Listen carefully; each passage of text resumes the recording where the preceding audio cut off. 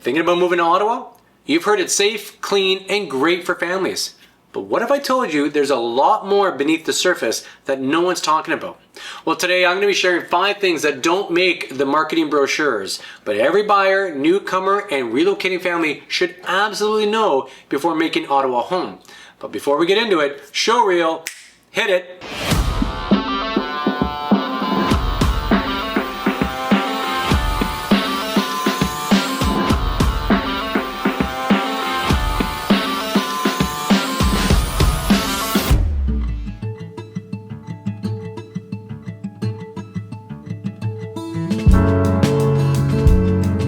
Hi, I'm Peter and living in Ottawa, and if you're thinking about moving to Canada's capital and want expert insight into the housing market, neighborhoods, and the day-to-day life, you're in the right place. Be sure to subscribe. We drop weekly content to help you make smart, confident decisions. And if you ever want to talk real estate or relocation, feel free to give us a call, shoot us a text, send us an email, because we got your back when moving to Ottawa. Okay, so let's dive into the 5 things no one tells you about when living in Ottawa. And make sure to stick around for number 5 because it catches almost everyone off guard. Sure, Ottawa is home to Parliament Hill, and yes, tons of thousands of people work for the federal government. But the city's economy is far more diverse than it gets credit for.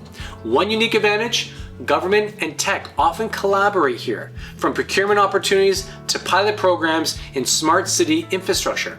Ottawa has become a real-world testing ground for innovation.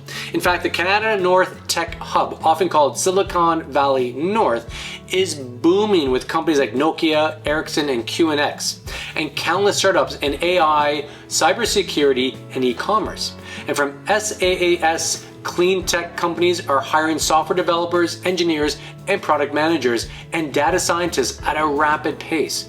Major global players have planted roots here, and new startups are scaling with VC support from across North America. Then there's the healthcare sector. The Ottawa Hospital is one of the largest teaching hospitals in Canada, and CHEO, Children's Hospital Eastern Ontario, is a nationally recognized pediatric care facility. Combine that with 2 major universities of University of Ottawa, Carleton University, a robust construction and trades industry, and a growing green tech sector, and you've got an economic engine that's broader than people think. In fact, Ottawa's educated workforce also fuels booming professional services sector, including law, consulting, accounting, lobbying, finance, and marketing firms. They're all thriving. And thanks to a balance of urban infrastructure and natural lifestyle, the city has become actually a magnet for remote workers and freelancers who actually want both connectivity and calm. And all this means more job opportunities, more innovation, and a more balanced housing market that isn't tied to one sector's highs and lows. Walk through the downtown and browse any government website and you'll see English and French side by side. But in daily life, that all depends. In the East End, especially in Orleans, Rockland, or even the Eastern Townships, French is much more commonly spoken. In Canada, Barrhaven, and Stittsville, English dominates.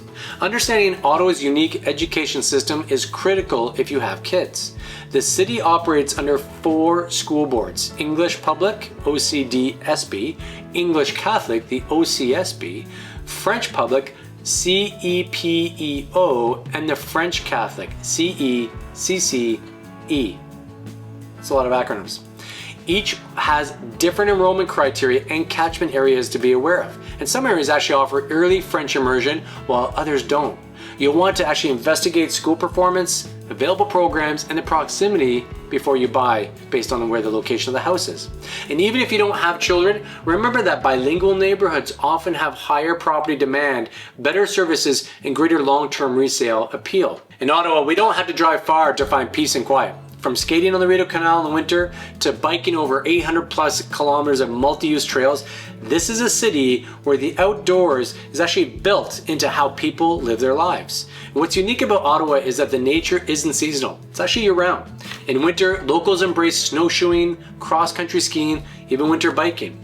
And come spring and summer, you'll see kayakers on the Ottawa River, joggers along the canal, or even families picnicking across all the parks in the city. Nature here evolves with the season, and so does how people use it. Gatineau Park, just across the river in Quebec, actually offers over 361 square kilometers of protected parkland for hiking, cross-country skiing, mountain biking, and camping. In the West End, you've got the South March Highlands and the Carp Hills. In central areas like Mooney's Bay, Hogsback Park, Vincent Massey Park offer forested walks, beach access, picnic areas, and biking paths.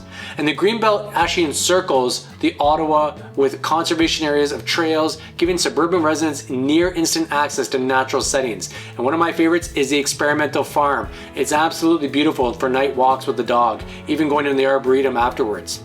And even in suburban neighborhoods like Riverside South, Cardinal Creek, have integrated trail systems and community parks. Plenty of hiking, jogging, bird watching, or even simply unwinding.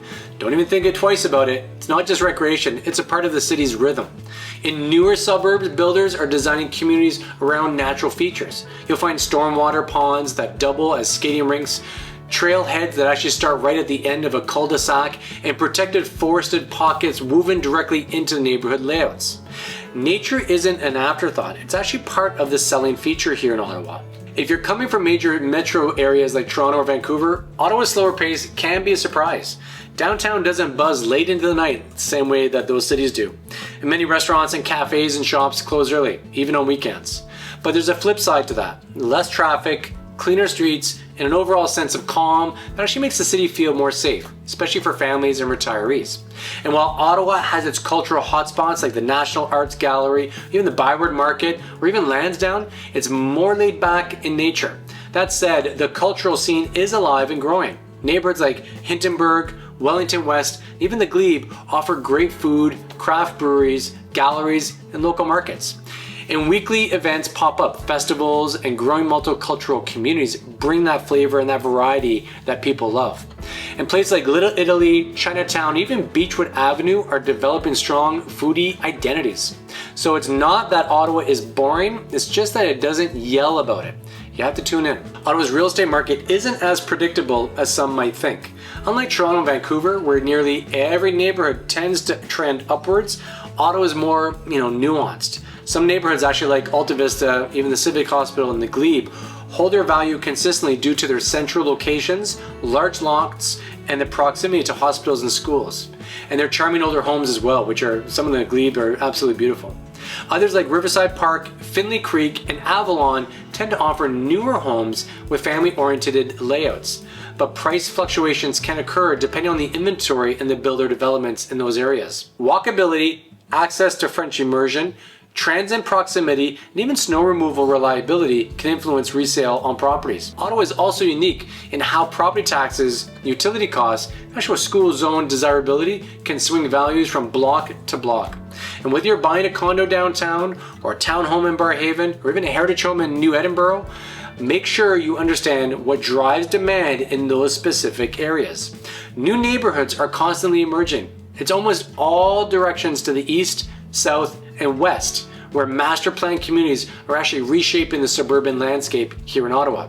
Areas like 10th Line, Fernbank Crossing, and Westboro infill zones are seeing a wave of development that actually brings in new schools, transit routes, and amenities, but also increased competition and evolving pricing trends. Ottawa's population growth, fueled by immigration, relocations, and retirees, is putting pressure on certain zones faster than others. This has actually led to bidding wars in some family-friendly suburbs, while condos in downtown may sit longer on the market, depending on the timing and the builder's reputation. Real estate in Ottawa is truly hyperlocal. Ottawa might look picture perfect on paper, but living here comes with some surprises you won't find in the tourist brochures. From its not so sleepy job market to the quirks of bilingual schooling and real estate, this city has layers. And if you're thinking about moving to Ottawa, feel free to reach out to us. Give us a call, shoot us a text, send us an email, even wrap it up in a bow and send it first class, because we got your back. We're moving to Ottawa or anywhere across Canada.